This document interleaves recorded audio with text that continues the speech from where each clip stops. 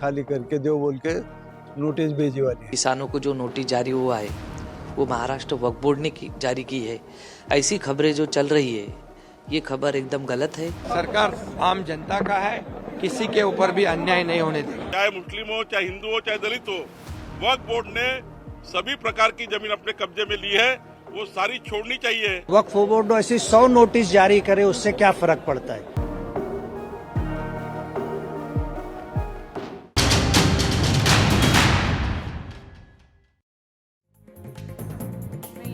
नहीं है, देख रहे हैं, ये नहीं है।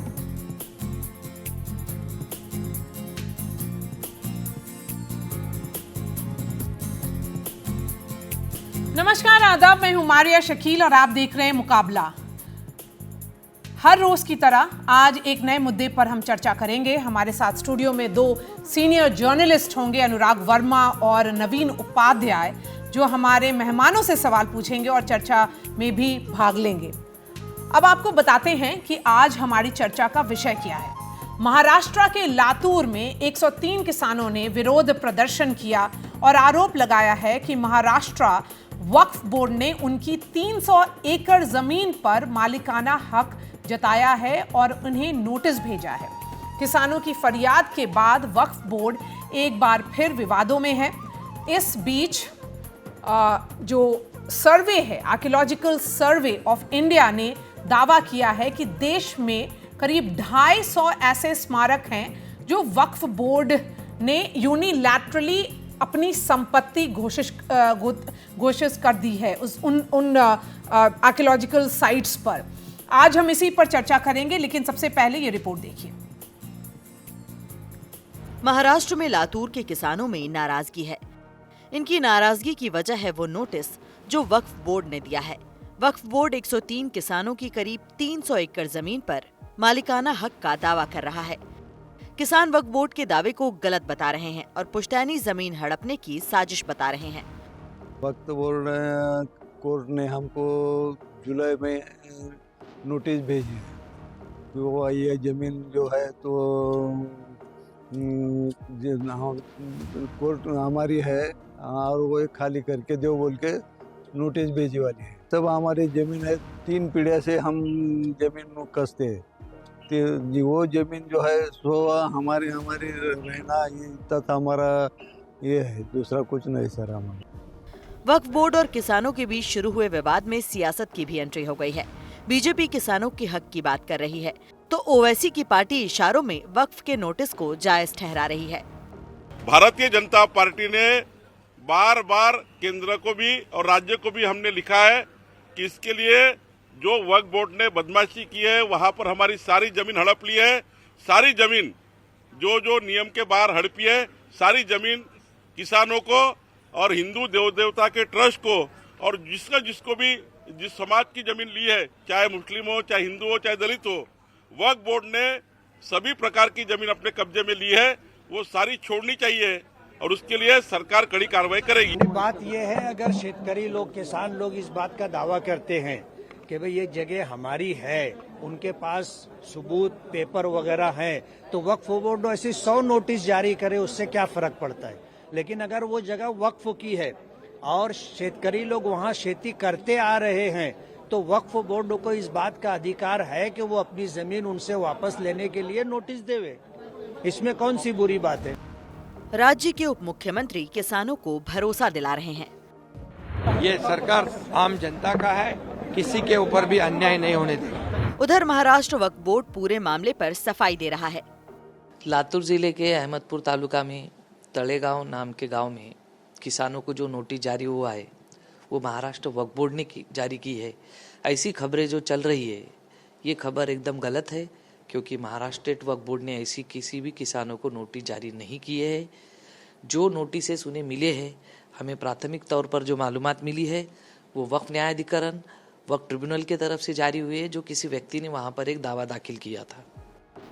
स्टेट वक्फ ट्रिब्यूनल में इस मामले पर 2 सुनवाई हो चुकी है। अगली सुनवाई 20 दिसंबर को होगी। दरअसल वक्फ के ऐसे नोटिसों पर लड़ाई कोर्ट में नहीं बल्कि वक्फ ट्रिब्यूनल में ही लड़ी जाती है। इसलिए मोदी सरकार वक्फ एक्ट में करीब 40 बदलाव करना चाहती है। लोकसभा में विधेयक पेश किया गया था, लेकिन विपक्ष के हंगामे की वजह से बिल जेपीसी के पास है। किसानों की जो प्रॉपर्टी है जिसको वो कल्टीवेट कर रहे हैं सैकड़ों साल से, आज उस प्रॉपर्टी को अगर वक्फ बोर्ड नोटिस दे रहा है तो आज ये अमेंडमेंट जो हम ला रहे हैं इसीलिए ला रहे हैं कि ट्रांसपेरेंट हो, वक्फ की प्रॉपर्टी हो, वो रजिस्टर्ड हो, डीड हो और वामसी पोर्टल पे हो। लेकिन आज कर्नाटका में बीजापुर में 16,000 एकड़ लैंड को वक्फ ने नोटिस दे दिया। हुबली है, बेलगाम है, वहाँ पे आंदोलन कर रहे हैं। तो यह जहाँ जहाँ इस तरह की बातें आती हैं हम वहाँ के मुख्य सचिव को, प्रमुख सचिव को बुलाएंगे, उनसे स्पष्टीकरण मांगेंगे कि किसान की ज़मीन है कि वक्फ की है, कि गवर्नमेंट की ज़मीन है कि वक्फ की है, और उसके हिसाब से फिर हम उनसे साक्ष्य लेंगे। देश में कुल 32 वक्फ बोर्ड हैं, जिनके पास करीब 9.25 लाख अचल संपत्तियों के मालिकाना हक की दावेदारी है। लेकिन हजारों की संपत्तियों पर अवैध कब्जे का भी आरोप है। और सबसे दिलचस्प ये है कि वक्फ बोर्ड ट्रिब्यूनल के फैसले को किसी कोर्ट में चुनौती नहीं दी जा सकती। मुंबई से पूजा भारद्वाज के साथ एनडीटीवी इंडिया की रिपोर्ट। मुकाबला में आज का सवाल है, क्या वक्फ बोर्ड ने वाकई हड़प नीति अपना रखी है? वक्फ बोर्ड से जुड़े तमाम विवादों की जड़ में क्या है? क्या वक्फ कानून में बदलाव विपक्ष को मंजूर होगा और कानून में बदलाव से वक्फ से जुड़े विवाद खत्म होंगे? ये सब सारे सवाल का जवाब यहाँ पर देंगे। हमारे साथ जुड़े हैं यहाँ पर स्टूडियो में अनुराग वर्मा और नवीन उपाध्याय, दोनों वरिष्ठ पत्रकार हैं। विनोद शुक्ला वकील हैं। शाहिद अली अध्यक्ष हैं वक्फ लिबरेशन ग्रुप के, और जब्बार खान हैं डायरेक्टर वक्फ लिहाजा फोरम के। तुहीन सिन्हा प्रवक्ता हैं भाजपा के, और उमेश देशमुख हैं अध्यक्ष किसान सभा महाराष्ट्र के। उमेश जी, मैं सबसे पहले आपके पास आऊंगी क्योंकि विवाद की शुरुआत आपके यहाँ से हो रही है। लातूर में क्या हो रहा है? अभी मालूमात पड़ी है ऐसी कि लातूर में जो वक्फ बोर्ड है, वक्फ बोर्ड ने वो लातूर के 300 किसानों को नोटिस भेजा है जी। और ये नोटिस से ये सब जमीन जो 300 एकड़ जो जमीन है, 300 एकड़ जमीन है वो वक्फ बोर्ड की है, ऐसा उनका कहना है। लेकिन हमारा कहना है, किसानों का कहना जो है, वो किसानों का कहना है कि 100 साल से ज्यादा ये जमीन उन किसानों के पास है और वो हैदराबाद संस्थान ने दी है।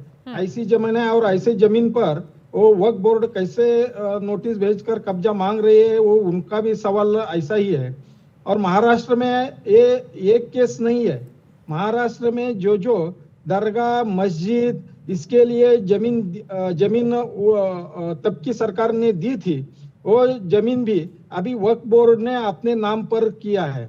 वो जो 7/12 रहता है उसके ऊपर वक्फ बोर्ड ने अपना नाम लगाकर वो जमीन वक्फ बोर्ड ने अपने कब्जे में लेने का प्रयास महाराष्ट्र के अंदर किया है। और हजारों हेक्टेयर जो ऐसी जमीन है कि उसके ऊपर अभी किसानों के नाम के साथ वक्फ बोर्ड का भी नाम उसके ऊपर आ रहा है। ऐसे महाराष्ट्र के अंदर सिचुएशन है। शाहिद अली भाई, सवाल ये है कि ये 300 एकड़ जमीन का वहाँ पे मालिकाना हक किस तरह किसी भी तरह से वक्फ बोर्ड अब जाता है, ये बोल देता है कि ये हमारी जमीन है, इस तरह से कैसे क्लेम चलता रहेगा?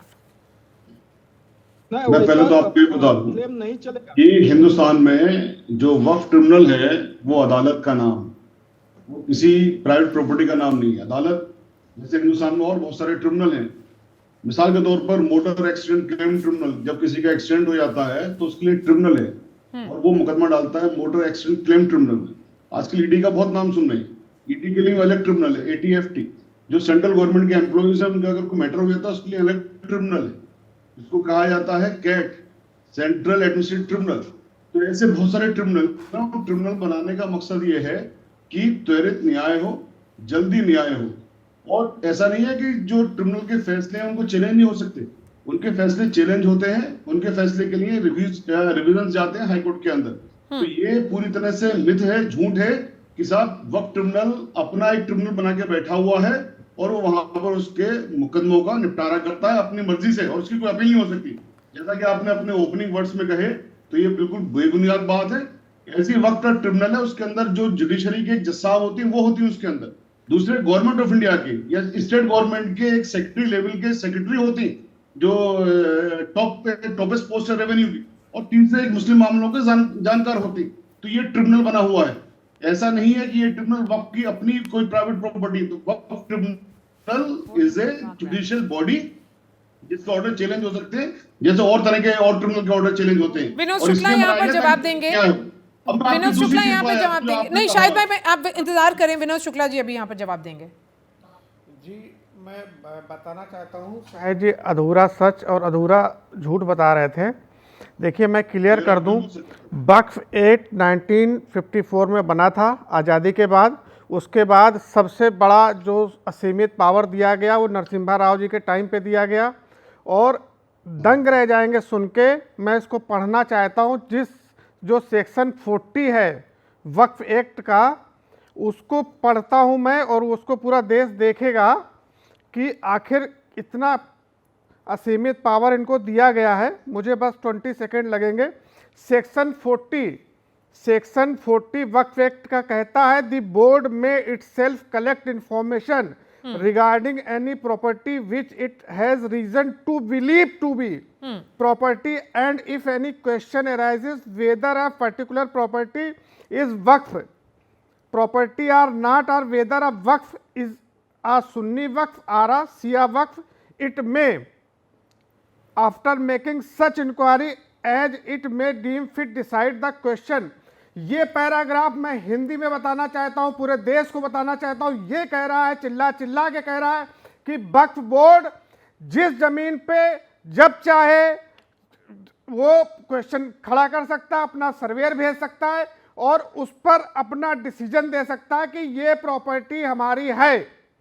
और सुनिए इसका दूसरा पैरा क्या कहता है, सेकेंड सेक्शन क्या कहता है सेक्शन 40 का, the decision of the board on a question under sub section 1 shall unless revoked or modified by the tribunal. अब उसमें फाइनल उसका सार बताइए, क्या बताना चाह रहे हैं वो बताइए। बताना चाह रहा हूं कि ये जो असीमित पावर है, हाँ, कि इसमें वक्फ बोर्ड में एक चीज और ऐड करना चाह रहा हूं। वक्फ बोर्ड बनाया गया 1954 में। उसका हाँ, उद्देश्य था कि जो भी मुसलमान पैसे वाला है वो अपनी कोई ज़मीन दान कर सकता है गरीब मुसलमानों के यूज़ के लिए या समाज के लिए। लेकिन अब उसमें ज़मीन आती कहाँ से है ये आप समझिए।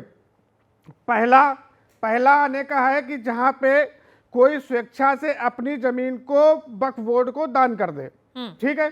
तो जब दान करेगा तो उसके कुछ ना कुछ रजिस्ट्रेशन होगा, पंजीयन होगा, उसके दस्तावेज होंगे। दूसरा तरीका है कि किसी भी जमीन पर लंबे समय से मुस्लिम समाज के लोग या मुसलमान या मुस्लिम संस्था काबिज हो, यह भी इलीगल है। अगर आप 50 साल से किसी की हिंदू पक्ष की जमीन पर काबिज हैं, किसी दूसरी जमीन पर काबिज हैं, तो आप उसके मालिक कैसे होंगे? तीसरा सबसे इंपॉर्टेंट, मैं 10 सेकंड और लूंगा। तीसरा इनको आने का रास्ता है कि ये किसी भी जमीन का सर्वे करा दें और सर्वे में ये साबित हो जाए कि ये वक्फ बोर्ड की है। तो पहली बात ये बताइए कि जब पहला तरीका है कि आपको दान मिला तो डीड दिखाओ, दूसरा ये है कि आप काबिज भी नहीं हो। जब ये दोनों तरीके से जमीन आपके पास नहीं आई तो आप सर्वे कैसे कर सकते हो? और सर्वे किया तो आपकी कैसे होगी? Let's ask Anurag Verma and Naveen Upadhyay to ask questions. Sir please go ahead. Anurag ji से एक सवाल है, आप एक तरफ तो पूरा चिल्ला के जो है आज से 1 साल पहले आप लोग ने दावे किए कि हम कागज नहीं दिखाएंगे, और आज आप वक्फ बोर्ड के इस एक्ट को जस्टिफाई कर रहे हो कि वो आके किसी भी जमीन को कह दे कि ये हमारी है, और अब जिम्मेदारी बन गई उन किसानों की कि वो कागज दिखाएं। तो ये क्यों कागज दिखाएं? कहीं ना कहीं ये डबल स्टैंडर्ड है। आपका जो क्वेश्चन है वो मेरे ख्याल है आपका क्वेश्चन आपका सही से फ्रेम नहीं है। आप इल्जामात लगा रहे हैं और बड़े खतरनाक वाले इल्जामात लगा रहे हैं कि कागज नहीं दिखाएंगे, और साथ साथ आप जोड़ रहे हैं वक्फ एक्ट को। एक्ट भारत की सरकार ने बनाया है सर, सुनिए, संसद ने बनाया है। तो प्लीज जो दूसरा जो कानून भी तो आंदोलनकारी बना रही लोगों है की जिसको बातों आप को अपोज कर रहे जोड़ दिए। हो। राशिद जी, आप उसको अपोज कर रहे हो ना। ऐसी बातें कर रहे हैं बच्चों की। अरे आप तो बच्चों वाली बात तो क्या, इसमें बच्चों वाली क्या बात होगी? बच्चों वाली बात तो कांग्रेस जवाब न दे के आप कर रहे हो। सरकार ने तुष्टीकरण करने के लिए ना ना राशिद जी, आज भाजपा की सरकार अच्छा राशिद जी, अगर सरकार आप भाजपा की सरकार उसी इस इनवैलिड इलीगल ये फंडामेंटल रूल्स के खिलाफ है। कॉन्स्टिट्यूशन में एक भारतीय नागरिक को जो पावर है, कॉन्स्टिट्यूशन में जो फंडामेंटल राइट्स हैं, उन राइट्स को वायलेट करता है वक्फ एक्ट। और वक्फ एक्ट जो 1954 का था वो सही था। नरसिम्हा राव जी की सरकार में जो अमेंडमेंट किए गए, जो असीमित पावर दिए गए, उनका कम होना बहुत जरूरी है। और इस पे जो राजनीति हो रही है, ये राजनीति बिल्कुल भी सही नहीं है। ये लीगली गलत है, हमारे फंडामेंटल राइट्स को वायलेट करता है। वक्फ बोर्ड हमारे घर को, मेरे घर को, किसी के भी घर को कभी भी क्लेम कर सकता है कि ये वक्फ संपत्ति है। ये कहां तक इस देश में कोर्ट ऑफ लॉ है, इस देश में कोर्ट ऑफ लॉ है। और यदि किसी प्रॉपर्टी में विवाद होता है, शायद ही थोड़ा सुन लें, थोड़ा सुन लीजिए। कानून से चलता है, बहस से नहीं चलता है। शाहिद जी, कल को आप खड़े होंगे और जाके संसद में कहेंगे कि ये वक्फ की प्रॉपर्टी है और आप उसको जस्टिफाई करेंगे, और जो सवाल पूछेगा उसको कहेंगे बच्चों वाली बात कर रहे हो। बिना डॉक्यूमेंट्स के, बिना रजिस्ट्री के, बिना लीज डीड के, गिफ्ट डीड के, बिना वसीयत के आपको कैसे जमीन मिलेगी? दफा 37 में क्या लिखा हुआ है? दफा 37 में यह लिखा हुआ है, जो आपने कहा वो बिल्कुल झूठ है। ये लिखा हुआ है, मैं अगर किसी प्रॉपर्टी का मालिक हूं और मैं उसको वक्फ करता हूं तो मैं जाके वक्फ डीड बनाऊंगा, फिर उस प्रॉपर्टी के बाबत इंक्वायरी करेगी सरकार, वो कमीशन, वो रेवेन्यू ऑफिसर इंक्वायरी करेगा, कहेगा कि अगर वो मेरी प्रॉपर्टी है, कोई ऑब्जेक्शन नहीं है, कोई डिस्प्यूट नहीं है, तब वो जाके प्रॉपर्टी वक्फ होगी। ठीक है, मानता हूं, मैं मान रहा हूं। आप मेरे एक प्रश्न का जवाब दो, साहिद जी, आप मेरे प्रश्न का जवाब दो कि 3 तरीके से प्रॉपर्टी वक्फ में आती है। पहला, ये जब कोई डोनेट करे स्वेच्छा से, ठीक है, उसका प्रोसेस आप बता रहे। दूसरा, जो लंबे समय से कोई मुस्लिम व्यक्ति या मुस्लिम संस्था लंबे समय से काबिज है। अब इसका क्या मतलब है? अगर आप 200 साल से काबिज, बाबरी मस्जिद 500 साल से बनी थी, तो क्या सुप्रीम कोर्ट का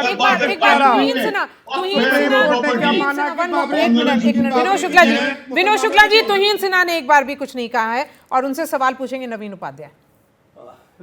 तुहीन सिन्हा जी, हम ये जानना चाहते हैं कि ये जो विवाद उठाया जा रहा है अभी, ये एक लोकलाइज्ड विवाद है लातूर का, क्या इसको इस रूप में प्रोजेक्ट करना चाहिए कि वक्त पूरे भारत की ज़मीनों को कैप्चर करने की कोशिश कर रहा है? और दूसरी बात मेरा ये है कि अगर वक्फ की कुछ ज़मीनें हैं जो डिस्प्यूटेड हैं और उस पर काफ़ी दिनों से मुस्लिम लोग वहाँ पर अगर हैं, तो ऐसे हजारों ऐसे भी ज़मीनें हैं जहाँ पर हिंदू के मंदिर भी बने हुए हैं। तो क्या आपको नहीं लगता है कि इसको इतने बड़े स्केल पर डिस्प्यूट नहीं खड़ा करके और कोई ऐसा रास्ता निकालना चाहिए कि जिससे ये सांप्रदायिक तनाव का मुद्दा नहीं बन जाए? देखिए नवीन जी, जो लातूर में हो रहा है वही देश के अन्य भागों में भी हो रहा है। अभी कुछ 1-1.5 महीने पहले कर्नाटक में 1200 एकड़ जमीन पर जो है इसी प्रकार किसानों की जमीन पर दावा किया था, दावा ठोका था वक्फ बोर्ड ने। केरल में क्रिश्चियंस की जमीन, बेंगलोर के अंदर जैन समाज की जमीन। अब तमिलनाडु में एक ऐसा गांव है जहां 1500 साल पुराना मंदिर है, वहां दावा ठोका है कि वो गांव उनका है। अब मुश्किल कहां पे आ रही है? ये सेक्शन 40 जो 1995 जो मेरे पहले एक पैनलिस्ट ने समझाया है, प्रॉब्लम सेक्शन 40 की है, जो उनको बेहिसाब पावर देता है कि आप किसी भी चीज को क्लेम कर सके। अब कल को एनडीटीवी स्टूडियो पे आके वो दावा ठोकेंगे कि एनडीटीवी स्टूडियो हमारा है, तो मारिया को जो है ये दारोमदार मारिया शकील पे होगा कि वो जाके प्रूव करे कि नहीं एनडीटीवी उनका नहीं है। तो आप समझ सकते हैं कितना लॉपसाइडेड, कितना उल्टा पुल्टा है ये लॉ। और इसीलिए ये जो 2 कानून में जो परिवर्तन हम ला रहे हैं, 1995 के एक्ट में परिवर्तन और 1924 मुसलमान वक्फ एक्ट को पूरी तरह से निरस्त करना, ये इससे समस्या का एक बहुत बड़ा निदान होगा। जो हम देख रहे हैं वक्फ के एवज में, वो एक प्रकार का लैंड जिहाद है। आप जो है बढ़ाते जा रहे हैं अपनी जमीन को। आज आर्मी के बाद, रेलवे के बाद सबसे ज्यादा जमीन वक्फ के हाथ में है, और आज नहीं तो कल हो सकता है कि रेलवे और आर्मी की जमीन को भी ये लोग बीट कर दें। ये बेहिसाब जो लूट चल रहा है, इसको रोकना बहुत जरूरी है, देश हित में और देश की राष्ट्रीय सुरक्षा के हित में। और उसमें भी उत्तर प्रदेश में खुद अगर असादुद्दीन ओवैसी की बात सुने तो कितने 1 लाख प्रॉपर्टी है वक्त की जिसका कोई हिसाब नहीं है, जिसमें कि पेपर वर्क है ही नहीं। तो ये इस तरह की अनियमितताओं से केवल जो है हिंदुओं को या अन्य समाज को प्रॉब्लम नहीं होता है, इससे गरीब मुसलमान भी उतने ही प्रताड़ित। जी, जब्बार खान साहब हमारे साथ जुड़े हुए हैं। और जब्बार भाई, सवाल ये है कि एएसआई अभी जो हुआ है सर्वे में ये पाया गया है करीब 250 ऐसे स्मारक हैं जिस पर वक्फ ने अपनी संपत्ति के का दावा उस पर ठोक दिया है। तो इस तरह से बहुत सारे ऐसे ज़मीन है, जैसे आप लातूर का मामला देख रहे हैं, तो ये तो वक्फ की फंक्शनिंग पे सवाल उठाता है और ओवरऑल वक्फ बोर्ड को रिडंडेंसी की तरफ ले जा रहा है। मैडम, ये सवाल जो है समझ पे भी उठाता है ना, कौन कैसे समझ रहा है। वक्फ बोर्ड एक भी प्रॉपर्टी का कंट्री में ओनर नहीं है। Waqf board is only a superintendent है वक्फ बोर्ड। वक्फ एक्ट को पढ़ के देख ले। और वक्फ बोर्ड के जो दावे होते हैं, अगर कोई चीज़, कोई स्मारक जो आप बोल रही हैं, अगर कोई कब्र है, कोई दरगाह है, कोई मस्जिद है या कोई कब्रिस्तान है, तो वहाँ पे अगर वो उस पर किसी सूरत से कोई पुराना स्ट्रक्चर बना है तो एएसआई के उसमें भी आ जाता है, तो दैट रिमेन्स अ वक्फ। उसका नेचर चेंज नहीं होगा। एएसआई अगर अपने उसमें ले लेती है तो उसका नेचर चेंज नहीं होगा। और जितना मैं जानता हूँ, एएसआई को भी एक्ट में लिखा हुआ है कि वो प्रेयर नहीं बंद कर सकते। दे कैनॉट से कि साहब ये हमारी ओनरशिप में आ गई। जो इल्ज़ाम वक्फ बोर्ड पर लगाया जा रहा है वही इल्ज़ाम एएसआई पे ज़्यादा बेहतर लगेगा कि उनकी ओनरशिप कहाँ से हो गई। They are just there to maintain the property, to supervise, जो कि उनका बहुत ही ख़राब काम है। आप जगह जगह देखेंगे मुल्क में। बहुत शुक्र है कि ताजमहल बचा हुआ है, वरना जिस तरीके से प्रॉपर्टीज़ गिरी हैं पुरानी और इल मेंटेन हैं, तो वक्फ का ये समझने की बात है, ये समझ का फेर है। वक्फ बोर्ड किसी एक प्रॉपर्टी का भी ओनर नहीं है। ये जो आप जब्बार साहब, वक्फ बोर्ड के पास इस समय करीब 9 लाख एकड़ के आसपास की प्रॉपर्टी है। वो आज़ादी के बाद से लगातार बढ़ी है और वक्फ की फंक्शनिंग पे आज 20 साल से तो ये कहां से ये सब चीजें आ रही ना। एक मिनट, एक एस्टैब्लिश फैक्ट है, उसे मानिए, उसे मत डिनाई करिए। उसकी फंक्शनिंग पे हमेशा से सवाल उठते आ रहे हैं। तो जो अमेंडमेंट अगर सरकार करना चाहती है तो आप उसका साथ क्यों नहीं दे रहे हैं? क्या उसमें प्रॉब्लम क्या है? देखिए, एक मिनट, जो आपके जो अमेंडमेंट्स हैं उनमें कोई एक क्लास आप बता दें जो इसका हो कि वक्फ बोर्ड का काम कैसे ठीक किया जाएगा। बिल्कुल नहीं है, कोई भी क्लास नहीं। नहीं, ये आप बिना आय कैसे आप डिफाइन कर सकते हैं? जब तक वो जो अंडर डिस्कशन है, जिसके ऊपर हमने इतराफ दाखिल किया है, उसमें एक भी नहीं है जो वक्फ बोर्ड की वर्किंग को इम्प्रूव करे। ये तो हमारी पुरानी आपका सर सबसे बड़ा ऑब्जेक्शन क्या है, जिससे आपके समझ में आ जाएगा। मैं खुद मुतवल्ली हूँ आफ्टर फाइटिंग फॉर 8 years। मैं एक प्रश्न, लीगल प्रश्न पूछना चाहता हूँ। मैं अधिवक्ता हूँ, आप एक प्रश्न का उत्तर दे दीजिए कि आप वक्फ बोर्ड के पास संपत्ति कैसे आती है?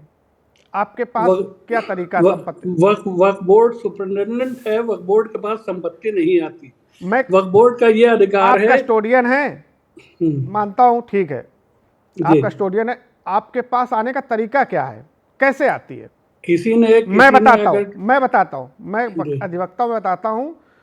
वक्फ एक्ट 1995 का सेक्शन 3 ऑफ वक्फ एक्ट 1995 कहता है चिल्ला के कि यदि वक्फ बोर्ड यह सोचता है कि फला जमीन किसी मुसलमान की है तो वो उसे अपने कब्जे में ले सकता है। ये भी देखिए, ये भी साहब, समझ का फेर है। ये एक्ट में लिखा गया है। ये गलत है। आप अरे सेक्शन 3 मुझे पढ़ के मैं सुना एक्ट पढ़ रहा हूँ, आप खोल के पढ़ लीजिए। हाँ, पढ़ के सुनाए। ये जो आपने मुसलमान का नाम लिया ना, हाँ, ये बिल्कुल गलत है। वक्फ एक्ट वो ये कहता है कि अगर वक्फ बोर्ड सेक्शन 3 को आप पढ़ लीजिए, आप पढ़ लीजिए। भाई और दूसरा, मैंने 25 बार पढ़ा है। जो आप कह रहे हैं वो नहीं है, मुसलमान का नाम ही नहीं है दूर दूर तक। अच्छा, एक बात सुनिए, एक बात आप और सुन लीजिए, आपके समझ में आ जाएगा।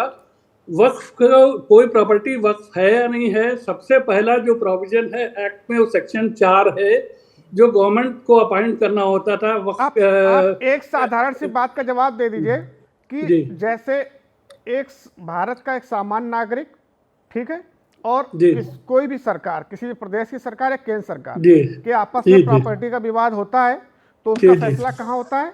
कोर्ट में, कोर्ट ऑफ लॉ में, कोर्ट ऑफ लॉ में ना। तो वक्फ बोर्ड को भी स्पेशल ट्रिब्यूनल क्यों चाहिए? आप भी proper civil court of law में आइए। आप वक्फ बोर्ड एक पार्टी की तरह लड़े ना। आपको जो शक्तियां दी गई, आपको एक ट्रिब्यूनल दिया गया। अब उस ट्रिब्यूनल का जो आदेश है, उस ट्रिब्यूनल को जो पावर्स हैं, वो प्रॉपर एक सिविल कोर्ट के पावर्स हैं, कोर्ट ऑफ लॉ के पावर्स हैं। अब उसके बाद आपने 103 किसानों को नोटिस जो दिया है, वो बेचारे इस हैसियत में है कि उसके बाद उसकी अपील हाईकोर्ट में कर पाएंगे? बॉम्बे हाईकोर्ट में नहीं कर पाएंगे? ऐसा है, क्या वो मुकदमा लड़ पाएंगे? पहली बात तो ये सिरे से ही डाउटफुल है कि वो नोटिस कोई इशू हुई है नहीं हुई है। अभी चेयरमैन साहब ने आपके सामने कहा, मैंने वैमसी से चेक किया, तलेगांव में, अहमदनगर तलेगांव में उमेश देशमुख दे देंगे कि नोटिस इशू हुआ या नहीं। चलिए, नहीं, पहले उमेश देशमुख से पूछ लेते हैं। उमेश देशमुख का नोटिस इशू हुई है क्या किसानों के लिए? किसानों के नोटिस इशू हो गई है, वो उसने टीवी पर भी दिखाया है वो नोटिस। चलिए, नोटिस इशू हो चुकी है कि उनको नोटिस मिला या नहीं। जब्बार खान साहब, अब तो ये विवाद हो गया ना इस पर शुरू, तो उनका उसका सोल्यूशन क्या है? वो कहाँ जाएंगे किसान? उसका सोल्यूशन मैडम बिल्कुल क्लियर है। एक मिनट रुक जाइए। बिल्कुल क्लियर है, उसका सोल्यूशन बिल्कुल क्लियर है। अगर ये बीच में इंटरप्ट ना करें, जो आप बात पहले कह रहे थे, एक साहब कह रहे थे कि भाई कोई सोल्यूशन अलग से नहीं निकल सकता, ये पूरे कंट्री में विवाद क्यों खड़ा कर रहे हैं? ये विवाद सब मोटिवेटेड है, सारी उसमें पावर्स हैं। कितने ही केसेस सुप्रीम कोर्ट के आए, हाई कोर्ट के आए, जहां उन्होंने वक्फ बोर्ड के केस को पलट दिया। अगर अपील नहीं थी ट्रिब्यूनल के खिलाफ, तो हाई कोर्ट सुप्रीम कोर्ट कैसे पहुंचा भाई? नहीं, सोचना चाहिए। मैं कह रहा हूँ, ये अकल की बात है, ये सोचने की बात है। कितने लोग हाई कोर्ट में लड़ पाएंगे? हाई कोर्ट में कितने लोग लड़ पाएंगे? कितने साल लगे? आप उसे बता दीजिए। किसके पास पैसा है? किसके पास इतना पैसा है? ये किसान के पास कितना पैसा आप मानते हैं कि जो जाकर के लड़ पाएंगे, जाके अपील कर पाएंगे? और उसमें और जीवन चला जाएगा। वक्फ बोर्ड, अगर वक्फ बोर्ड, एक मिनट शुक्ला जी, जरा जवाब तो सुन लीजिए उनका। वो बोले, मैं ये कह रहा हूँ कि मेरा भी अपना मकान है, एक बड़ा मकान है। उस मकान के ऊपर अगर कोई क्लेम कर देता है, उसकी इतनी स्टैंप ड्यूटी हो कि मैं नहीं जाने पाऊंगा, तो ये तो किसी के साथ भी प्रॉब्लम आ सकती है। लेकिन ये जो अपने महाराष्ट्र के किसान भाइयों का मामला है, वैसे जहां तक किसान भाई हैं, मुझे किसी और चीज की महक आ रही है। उधर से जो किसान चल रहे हैं, ये उसका वो किसानों का इशू जो है वो मुझे लग रहा है। लेकिन पहले उनकी बात सुन लीजिए। आप यकीन मानिए, I am an activist, I will help those kisan. वो अगर हमारे सामने आते हैं, तो ये किसान हमारे साथ हैं। उमेश देशमुख उसी किसान महासभा के अध्यक्ष हैं। उनका कहना है कि ये हो रहा है, नोटिसेस मिल चुकी हैं और ये नोटिसेस गलत हैं। कौन अध्यक्ष हैं? उमेश देशमुख जो हमारे साथ हैं। जी। तो देखिए, मैंने कल एक एमपी साहब को सुना, वो जोर से चिल्ला के कह रहे थे कि वक्फ बोर्ड जिस प्रॉपर्टी पे उंगली रख दे, वो प्रॉपर्टी जो है वक्फ बोर्ड की हो जाती है। अरे भाई, ये डेमोक्रेसी है, कैसे हो सकता है? बिल्कुल सही, कैसे हो सकता है? पढ़ के देखिए। बिल्कुल सही। और जो आप कह रहे हैं सेक्शन 3 और सेक्शन 40 का जो हवाला दिया जा रहा है। हाँ, बोलिए देशमुख जी, बोलिए जी। महाराष्ट्र में हो गया है, जो जमीन दरगाह मस्जिद मुतवल्ली को दे दी गई है, उस संस्थान काल के स्वतंत्र पूर्व काल में जो जमीन 100 साल 300 साल से वो किसान कर रहा है, उसके जमीन के ऊपर 2016 के बाद वक्फ बोर्ड का नाम पड़ा है। उसका नाम 7/12 पर वक्फ बोर्ड का आया है। हमने गवर्नमेंट को बार बार बोला कि ये गलत है।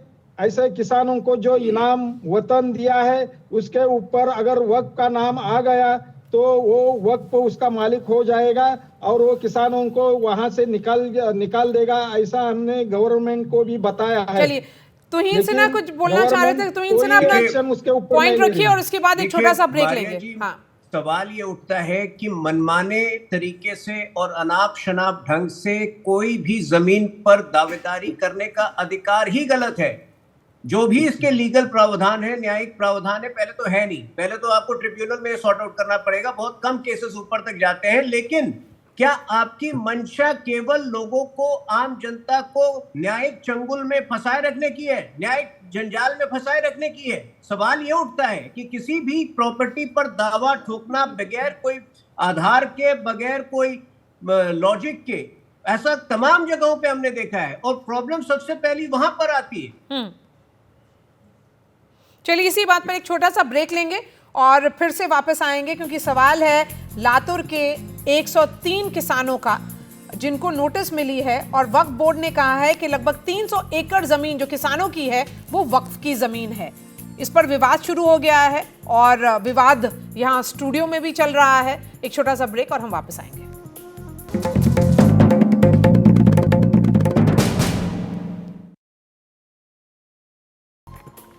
आप देख रहे हैं मुकाबला और सवाल आज का ये है कि वक्फ बोर्ड से जुड़े तमाम विवादों की जड़ में क्या है।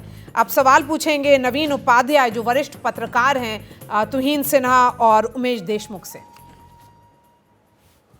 उमेश जी, हम ये जानना चाहते हैं कि suppose there is a dispute, how do we resolve a dispute?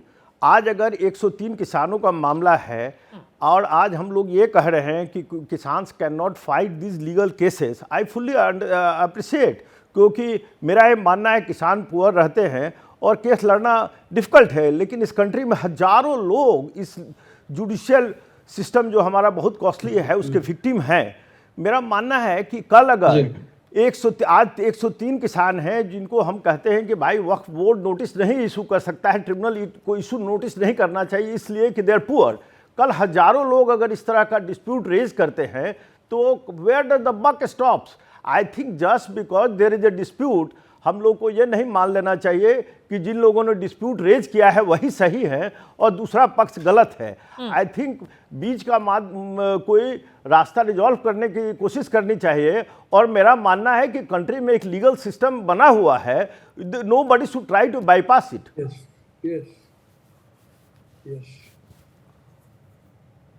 Umesh ji, जवाब दीजिए। जी, सवाल आपसे था। सवाल आपसे क्या है कि महाराष्ट्र में मैंने पहले ही बताया कि 103 किसान नहीं है। महाराष्ट्र में 2016 से आज तक हजारों किसान के जो सरकारी दस्तावेज होते हैं उसके ऊपर वक्फ बोर्ड ने वक्फ सत्ता प्रकार ऐसी नोंद डाली है। वो उसके और वो अभी उसको नोटिस ही भेज सकते हैं, लेकिन अभी भेजा नहीं। हमने गवर्नमेंट को, महाराष्ट्र गवर्नमेंट को हर साल में जब जब एजिटेशन होता है तब हम मांग करते हैं कि ये जो वक्फ बोर्ड की जो कागजात के ऊपर जो नोंद हुई है वो गलत है, उसको निकाल दीजिए और जो किसानों का नाम है वो किसानों का नाम रहने दीजिए। लेकिन सरकार ने अभी तक 16 से अभी तक कोई निर्णय नहीं लिया। इसी के वास्ते वक्फ बोर्ड का भी जो इसकी जिम्मेदारी 16 साल से भी अभी एग्रेसिव हो रहा है सर। जो जमीन 16 से नहीं, 2016 से आप रिप्रेजेंटेशन दे रहे हैं और आपकी किसी बात का किसी ने संज्ञान नहीं लिया और सडनली इतना बड़ा हंगामा खड़ा हो गया। तो सडनली क्या हो गया कि सडनली गवर्नमेंट और सारे अथॉरिटीज का नोटिस लेने लगे। यही मैं बोल रही हूँ नवीन उपाध्याय, इसका जवाब तो राज्य सरकार को देना चाहिए। तुहीन सिन्हा आपकी सरकार है, क्या जवाब चाहिए आपको? उनका कहना है कि जो विवाद है इसका बीच का रास्ता भी तो होगा। नहीं, बीच का रास्ता नहीं है और इसीलिए ये संशोधन लाए जा रहे हैं। देखिए, आपने देखा होगा कि जैसे जैसे इनको भी पता है कि अब ये इनका खेल जो है, ये हड़पने का खेल खत्म होने वाला है, वैसे वैसे इनकी जो हड़पने की गतिविधि है उसमें तेजी आई। ये एक डेस्परेशन दिखा रहा है कि जितना जल्दी ये जो वक्त अमेंडमेंट एक्ट आने वाला है उससे पहले जितनी और जमीनों पर जो है, और हमने देखा कि जमीर खान जो कर्नाटक में कांग्रेस के मंत्री हैं, उन्होंने विशेष तौर पर निर्देश भी दिया था डिस्ट्रिक्ट एडमिनिस्ट्रेशन को कि इनकी जो मदद हो सके अपने नाम कराने में आप उसकी मदद करिए। तो एक तरफ जो है इनको पता है कि इनका जो हड़पने का खेल है वो खत्म हो रहा है और इसीलिए ये फ्रस्ट्रेशन में, डेस्परेशन में और जितना इसी बात पर एक छोटा सा ब्रेक लेते हैं और उमेश देशमुख और शाहिद अली जी के पास हम आएंगे एक छोटे से ब्रेक के बाद। जुड़े रहिए, आप देख रहे हैं मुकाबला।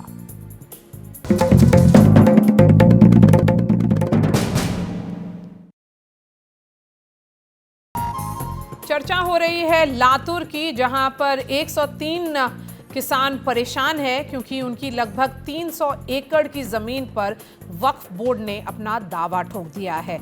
अब आखिरी सवाल यहां पर अनुराग वर्मा जी पूछेंगे। वकील साहब, एक बहुत ही छोटा सा सवाल है कि जैसे एक अंडरस्टैंडिंग है कि वक्फ बोर्ड ने अगर जाके किसी लैंड पे क्लेम कर दिया कि वो ज़मीन हमारी मेरी है, तो फिर उस आदमी को पेपर दिखा के प्रूव करना पड़ेगा वो उसकी है।